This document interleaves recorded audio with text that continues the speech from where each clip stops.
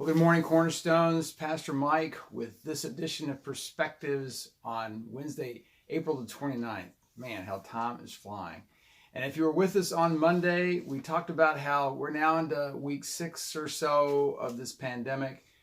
And it really feels like things are straining a little bit as much as, or more than ever, really. As, we've been together, cooped up for quite a while. And as I listen to people, it seems like tensions are a little tighter, and maybe patience is a little thinner. And I wanted to speak to that. We talked Sunday or last time about how you really we need to go to God to be able to give others the grace that we need to give. And we can't do that within ourselves. It's not about trying harder. It's about going to the Lord and let Him give us what we need so we can be a help to others. If you missed that, you can go back and see that. But today, I want to talk a little bit more about how we work this out between us and our loved ones. It's really tempting when things get tight around the house and inside to start communicating in very unhelpful ways. And some of us don't need any tension to communicate in unhelpful ways, but I'm talking about when the pressure goes up. It's easy to start communicating with slammed doors or rolling eyes, or just pulling away, isolating and withdrawing.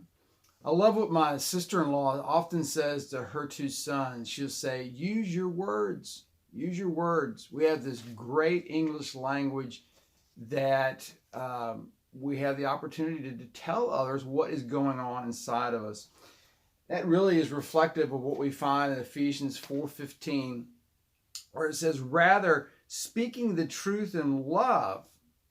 Now, in the Greek, it actually is truthing in love. It translates, so it's actually broader than just speaking. But we are encouraged to speak to one another in love. And there's 2 parts to that. One is the content. We're supposed to speak truthfully to each other.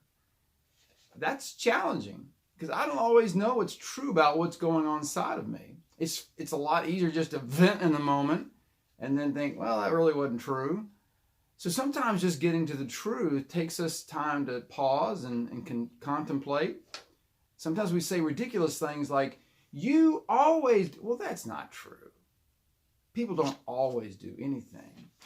And so this is not helpful. So the first thing we want to do is check the content of what we're saying. And if you need to step away and say, give me some time, I need to think this through, then do that. And then the second thing there is the attitude. Speak the truth in love. Now, a lot of us are good at speaking the truth in anger. And that's not what this verse is about. Some of us think the loving thing to do is not say anything. Now, sometimes that could be true.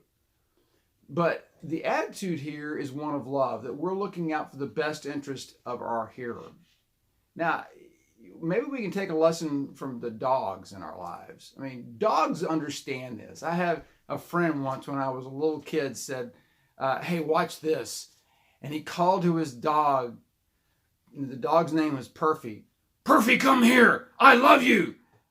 Well, he was communicating a very caring thing, but that dog wasn't going to go near to him as long as he was having that kind of an attitude. And he turned it around. He said, Perfy, the dog's name was Perfy. Perfy, come here. I just can't stand the way that you mess on the floor all the time. And of course, the dog just curled up in his lap and was just, not understanding the English, but the dog understood the attitude. Now, I think we're every bit as smart as the dogs. We understand attitudes. And so the attitudes with which we communicate really does matter. So just a refresher here, speak the truth in love. I want one last thing. As we speak the truth in love and we practice this, God has us in a training ground right now, and you might not like it. I don't always like it, but we're in a training ground. We get to improve. Look at the benefit. It says, speaking the truth in love, so we are to grow up in every way into Him who is the head, into Christ. As difficult as these times are, and as hard as it is to learn how to speak to each other, each other, we have the opportunity to take these moments to grow in Christ.